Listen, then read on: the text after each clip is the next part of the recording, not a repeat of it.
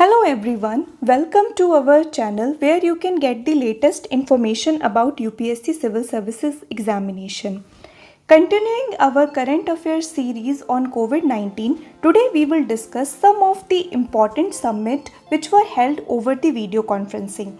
So the world has been under lockdown and a lot of unprecedented measures have been taken by the government across the world to fight the pandemic. One of that is to hold the summits and international conferences over the video conferences. So in this video, from the perspective of UPSC, we will discuss some of the facts about these organizations. The one we will focus includes SAARC, G20, Petersburg Climate Dialogue as well as NAM. So now let's begin. The first organization that we will discuss is SAARC, which is South Asian Association for Regional Cooperation. It includes India, which has the major influence over the region as well as its neighbor. It is a grouping of Afghanistan, Bangladesh, Bhutan, Maldives, Nepal, Pakistan, Sri Lanka. The main problem with the SAARC over the years has been the stalemate between India and Pakistan. So even though it was envisioned as a counterpart to ASEAN, it has not been able to achieve its target. Other facts which you need to know about SAARC is that its secretariat is located at the Kathmandu, Nepal. The last summit which was held in 2014 in the Kathmandu only. Also an important fact to remember, and this could be quoted while writing your international relationship answer, is that SAARC comprises of 3% of the world's area, but by population it is the 21% of world population. So it has a lot of weight in terms of the sheer number of people which are under its area. Also, another thing that you have to recall for SAARC is the kind of principle on which it is based. So it is based on the principle of sovereignty, mutual cooperation as well as territorial integrities. And that is one of the factors then why Pakistan and India are mostly at loggerhead because of it. Recently, Pradhan Mantri Narendra Modi called for a video conferencing where he discussed about the combined and collaborative approach to fights against the coronavirus. So now let's move on to the next organization, which is G20. G20 was formed in the aftermath of financial crisis of Asia in 1997. It was a collaboration of the major economies of the world, and mostly even with the government representative, it also has representation from the central banks of the countries which are the member of it. So the main members of the G20 are these countries. If you can see, these are the major economies of the world. India is also a member of G20. This is a point for you to remember. Also, European Union is also a member of G20 as a whole. Now let's move forward and go to another video conference which held over the past month. It is Petersburg's Climate Dialogue.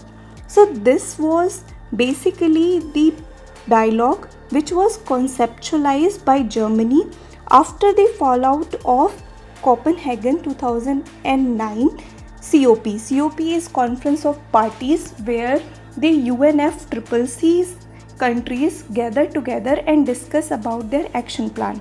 So it is kind of a informal high level political discussion where they discuss about the advancements in terms of climate action. There has been a convention that it will be co-chaired by the country which will be the chair of the next COP.